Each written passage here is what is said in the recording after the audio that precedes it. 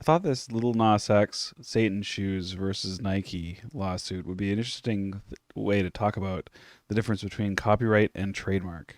We all have copyrights over the logos in our businesses, but you might want to go for a trademark because it affords you new and different rights that you might want to exercise, as Nike is doing in their lawsuit. Just a little disclaimer, I'm not a lawyer. This isn't legal advice. I just thought it was interesting from what I understood about copyright and trademark. So a bit of background on this situation. A rapper named Lil Nas X released a music single called Montero, which has a video that has a lot of satanic imagery. So as part of this, the launch of this music video, Lil Nas X partnered with Mischief to release a Satan shoe based on a 97 Nike Air Max. These shoes were originally produced by Nike and then modified by Mischief, adorned with a pentagram logo, some different coloring, and most controversially, a drop of blood in the insole. So these Satan shoes are limited edition. They're only making 166 pairs. Get it? 666. They're selling them for about $1,000 a pair, and they sold out the entire stock in less than a minute. And these things are collector's items. They'll sell for many times more than the sticker price on the used market. So Nike has nothing to do with the Mischief shoes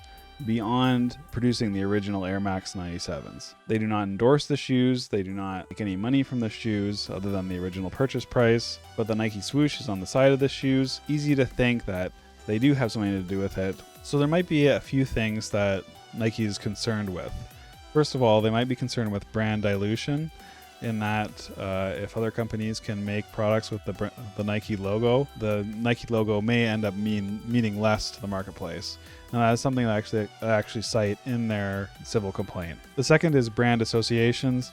I don't know if they necessarily want the Nike brand associated with satanic imagery and the devil. When they have a broad customer base, some of them won't appreciate it. So the third and last thing that Nike might be worried about in this situation is brand damage. And then brand damage happens when your brand is promoted in a way that's not in accordance with your values. And that can do damage to your brand by having customers see your brand with things that'll make them less likely to buy in the future. So if Mischief is just buying Nike products and modifying them, just as anybody could do to their own shoes, where's the complaint? What's the legal basis of the complaint? So this is where I think it's kind of interesting to talk about the difference between copyright and trademark.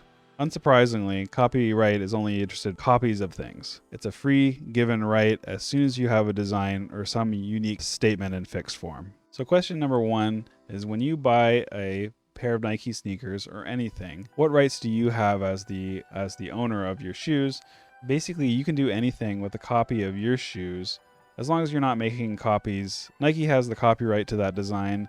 That they got that automatically. They didn't have to apply for that. As soon as they had the design, they were the only ones that could benefit from that intellectual property. So if you have Nike shoes, you're free to modify them, do whatever you want, color them, embroider them, adorn them, whatever, as long as you're not making a copy. You can even modify them and then resell them. There's no problem with that. Where it gets technically dubious is when you start making copies for purposes like sharing your shoes on a blog or on social media or something. Technically, only Nike can make copies and distribute things with a Nike swoosh logo, but nobody in the world is going to sue you over posting your sneakers to social media, or even putting up JPEGs if you're trying to resell your sneakers, even if they're modified after the fact. If for some reason somebody wanted to sue somebody over a posting on social media, the argument is that that's transformative work and that the JPEGs of the shoes are not a replacement for the shoes itself. So the market is not hurt. No judge is going to attack that.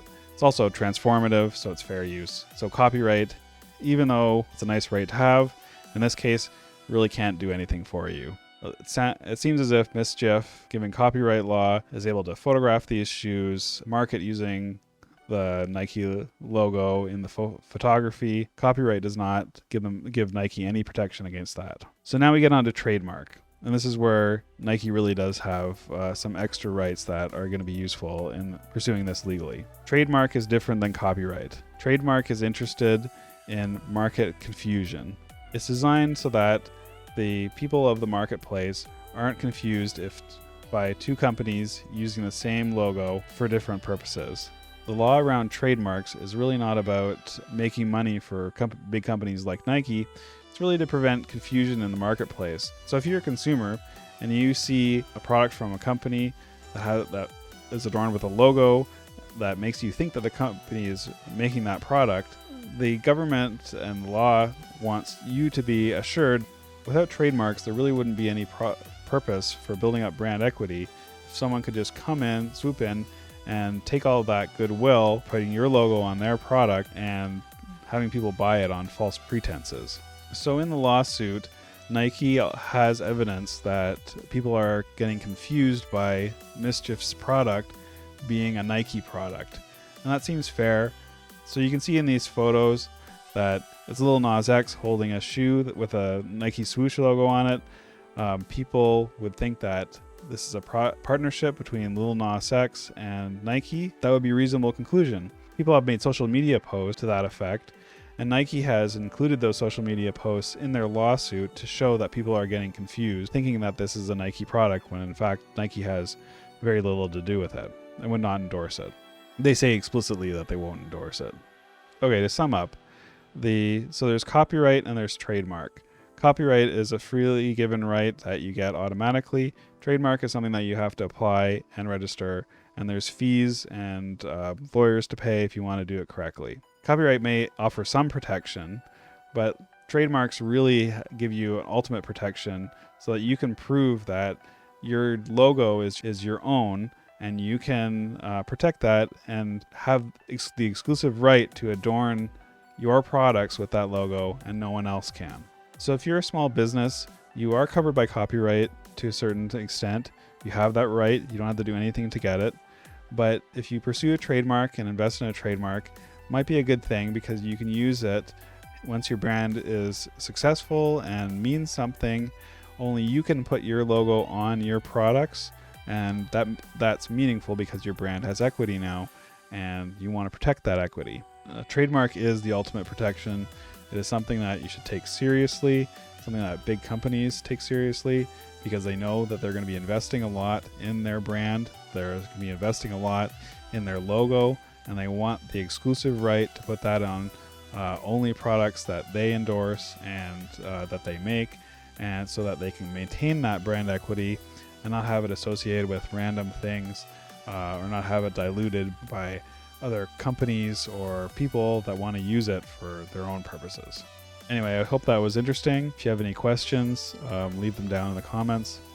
If you find this interesting, comment down below, like, follow, and share. Thanks, guys. Bye.